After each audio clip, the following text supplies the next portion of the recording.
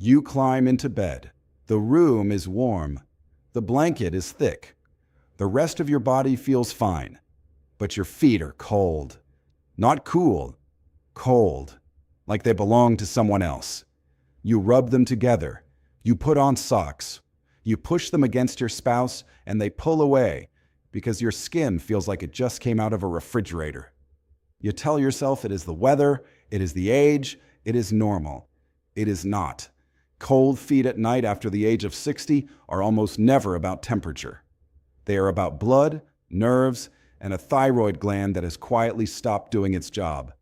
And the warning has been sitting at the end of your legs for months, maybe years, waiting for someone to take it seriously. In March of 2025, a vascular medicine review published in the Journal of the American College of Cardiology pulled together data from over 9,000 patients over the age of 60 who came in complaining of cold feet at night. The findings were uncomfortable. Roughly 38% had measurable peripheral arterial disease. Roughly 22% had undiagnosed or undertreated hypothyroidism. Roughly 15% had small fiber neuropathy, almost always tied to blood sugar that nobody was watching closely enough. Only about a quarter of the patients had no identifiable underlying cause, which means 3 out of 4 older adults with cold feet at night are carrying a real, measurable, treatable disease. And in almost every case, the cold feet started years before anyone went looking for the cause. I am telling you this because the 15-minute appointment will not get to the bottom of it. Your doctor will hear cold feet and write it off as part of getting older. They might suggest warmer socks. They might mention circulation in passing. They will not order the 4 specific tests that find the real cause. This channel exists to tell you what the appointment will not.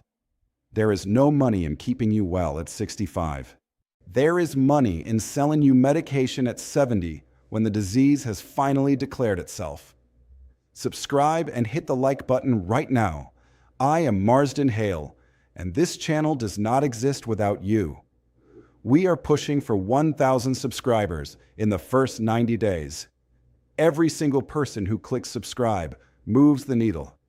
You matter. Click it now before you forget. Now let me explain what is actually happening at the end of your legs when the lights go out. Your body has 3 systems that keep your feet warm. The first is blood flow. The arteries in your legs deliver warm blood from your core down to your toes. The second is nerve signaling. The autonomic nervous system tells the small blood vessels in your skin to open or close based on temperature. The third is metabolic heat production. Your thyroid sets the baseline temperature of your entire body by controlling how fast your cells burn fuel. When you are young and healthy, all 3 systems work together. When you are over 60 and your feet are cold every single night, at least one of these systems is failing. Often 2, sometimes all 3. The job today is to figure out which. Cause 1. The first and most common cause is peripheral arterial disease. As you age, plaque slowly builds up on the inside walls of the arteries that carry blood down your legs. The legs are the farthest body region from the heart, so the legs are the first to suffer when the arteries narrow. Imagine your circulatory system as a long network of garden hoses. The kitchen sink at the top of the house works fine because the pressure is highest closest to the pump. The faucet on the second floor at the end of the long hallway barely trickles. Your toes are that faucet. When you lie down at night, the blood pressure in your legs drops slightly. The narrowed arteries can no longer deliver enough warm blood to compensate. Your feet cool down within 10 or 15 minutes of lying flat. By the time you actually fall asleep, they are cold. The test for this is called the ankle brachial index. It is non-invasive. It takes 5 minutes. It compares the blood pressure at your ankle to the blood pressure at your arm. If the ratio is below 0.9, you have peripheral arterial disease. And here is the part most patients are not told. Peripheral arterial disease in the legs is a near perfect marker for coronary artery disease in the heart. The same plaque that is starving your feet is almost certainly building near your heart. The cold feet at night are a warning about your chest. Cause 2. The second cause is hypothyroidism. The thyroid is a small butterfly-shaped gland in your neck. It sets the metabolic temperature of every cell in your body. When it slows down, which happens to roughly 1 in 5 women over 60 and 1 in 10 men, every cell in your body burns fuel a little slower. Less heat is produced. The extremities, where heat loss is greatest, are the first to feel it. Cold feet at night are one of the most common early signs. The pattern is almost always paired with other clues. You feel tired in the afternoon, no matter how much sleep you got. Your hair has thinned at the front of your scalp or the outer third of your eyebrows. You have gained 5 or 10 pounds, even though you eat the same as you did 3 years ago. You are constipated more than you used to be. Your skin feels drier in winter than it should. If any 3 of these match, ask your doctor for a thyroid panel, not just a TSH, a full panel that includes free T4 and free T3. The TSH alone misses early thyroid disease in over 20% of older adults. The good news is that hypothyroidism is one of the cheapest, most treatable conditions in medicine. A small daily pill restores normal temperature within 4 to 8 weeks for most patients. Cause 3. The third cause is small fiber neuropathy. This is the one most patients have never heard of, and the one most doctors miss. As blood sugar drifts higher over the years, even at levels that are technically still in the normal range, the smallest nerves in your feet begin to take damage first. These small nerves are the ones that carry temperature information from your skin to your brain. When they are damaged, the brain stops getting accurate signals.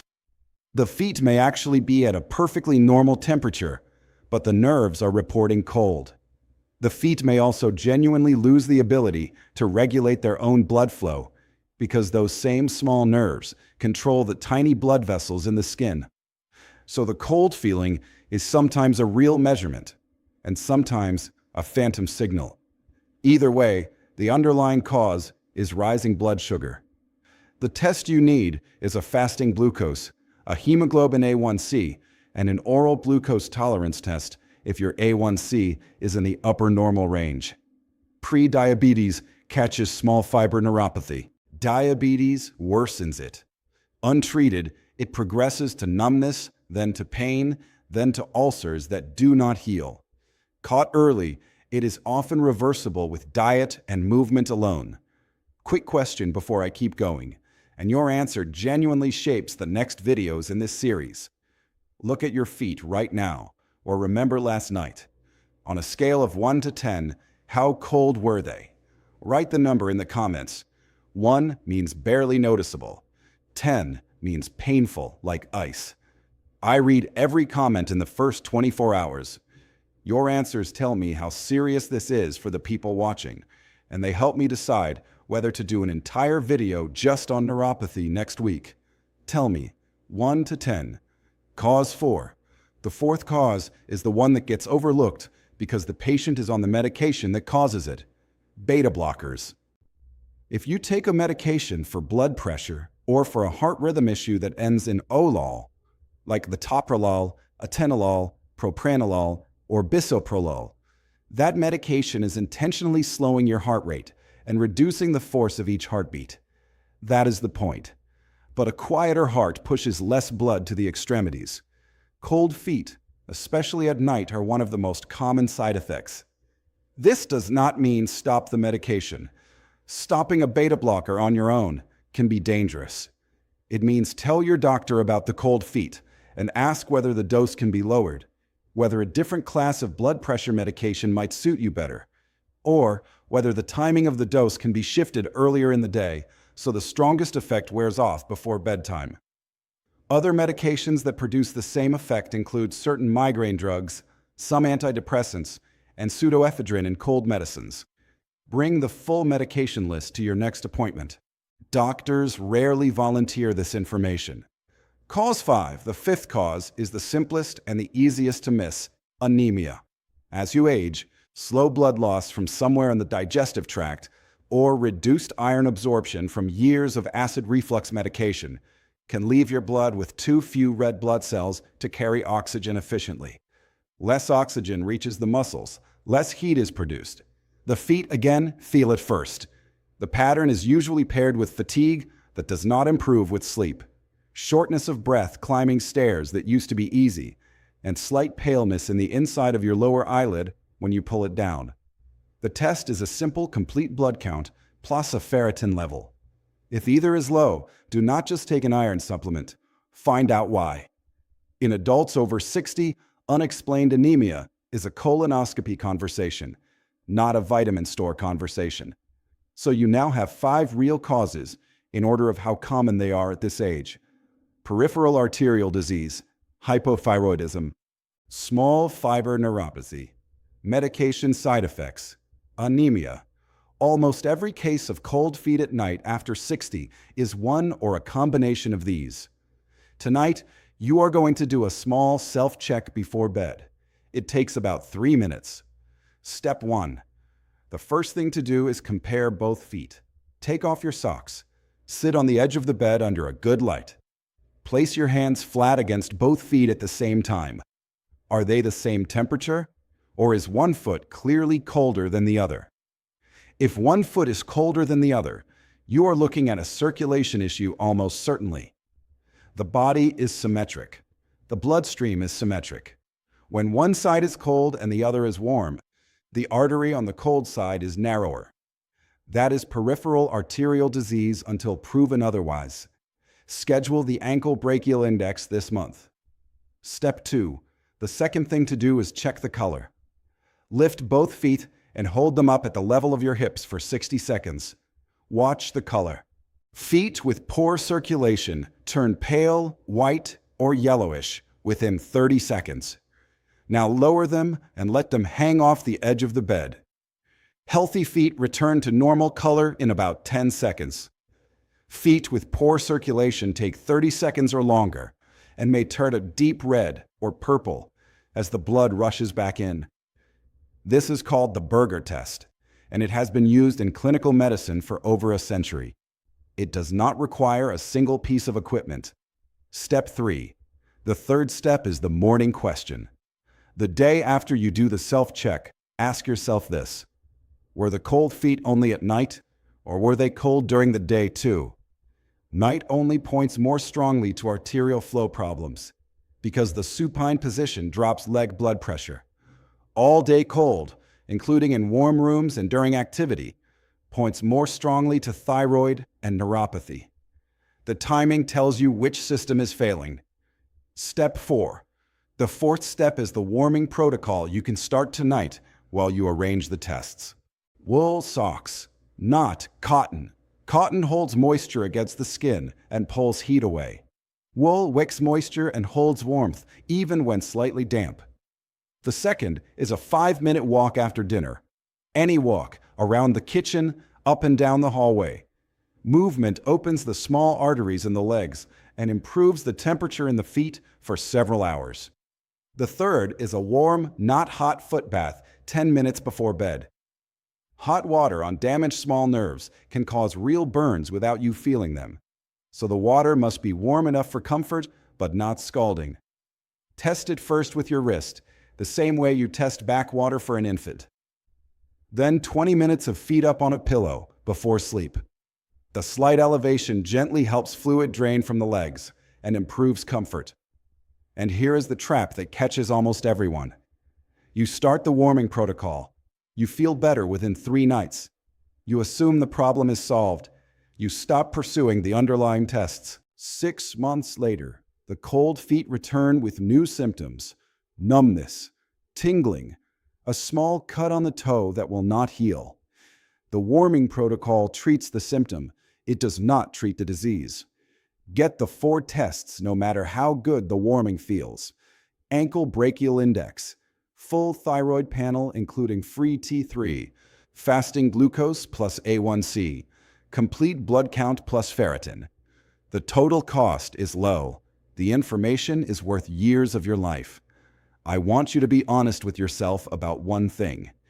If this has been going on for more than a year, and you have been telling yourself it is normal. The disease has had a year to advance while you waited. That is not a criticism. That is what almost everyone does. The body sends polite signals first: cold feet, tired afternoons, a foot that occasionally falls asleep. By the time the signal becomes loud, the disease is already established. The lesson is not to be alarmed. The lesson is to act earlier next time, starting with this time. Pick one of the 4 tests. Book it this week. Then come back here and tell me which one you chose in the comments. I will read your reply. How old are you? Write your age in the comments. I genuinely use it to decide what to prioritize next. If you are 60, almost everything I just described is reversible. If you are 70, it is manageable. If you are 80, it is about protection and dignity. Your age tells me where to aim. Tell me. There is no specialist outside this channel who is going to call your house tonight and walk you through the 4 tests. The system does not work that way. I am asking you, person to person, to take one action this week. Subscribe so I can keep producing this. Send this video to the one person in your life who has cold feet every winter and has been told it is just age. They are being told wrong. The body forgives a great deal if you act in time.